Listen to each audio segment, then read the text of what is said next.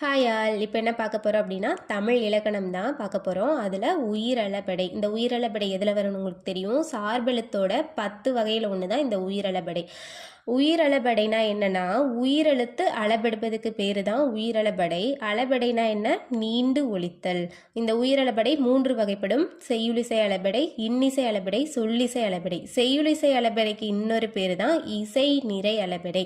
அதாவது செய்யுளில் ஓசை குறையும் போது நெட்டெழுத்துக்கள் எழும் அளபெடுப்பதற்கு பேரு செய்யுளிசை அளபெடை. இது எங்கெங்க அளபெடுக்கும்னு பார்த்தோம்னா முதல், இடை, கடை 3லையுமே அளபெடுக்கும். அது பாருங்க, எடுத்துக்காட்டு ஓ ஓதல், அதாவது முதல் அளபெடுக்குது.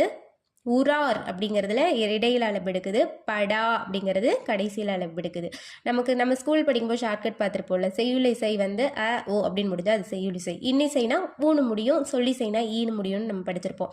இதில் இன்னிசை அளபெடை அப்படிங்கிறது என்னன்னா செய்யுள்ள ஓசை குறையாது, இருந்தாலும் இனிய ஓசைக்காக குறிலெழுத்து நெடிலாக மாறி அளபெடுக்கும். ஓகேங்களா? பொதுவாக இது மூவசை சீரல் தான் வரும். மூவசை சீர் அதாவது பெரிய இதில் தான் வரும். பிரித்தோம்னா மூவசை சீராக இருக்கும். கெடுப்பதூவும், எடுப்பதூவும் இதெல்லாம் வந்துட்டு இன்னிசை அளபெடையில் வரும்.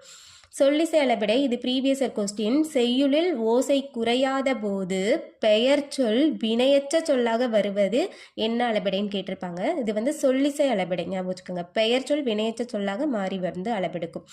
ஈ உ அப்படிங்கிறது தான் வந்துட்டு என்னதுன்னா சொல்லிசை அளபெடையில் வரும் அப்படின்னு நம்ம படிச்சிருப்போம். இது வந்து பொதுவாக ஓரசை சீர்லையும் வரும், ஈரசை சீர்லையும் வரும். எடுத்துக்காட்டு பாருங்க, வரணசை, குடி தளியி.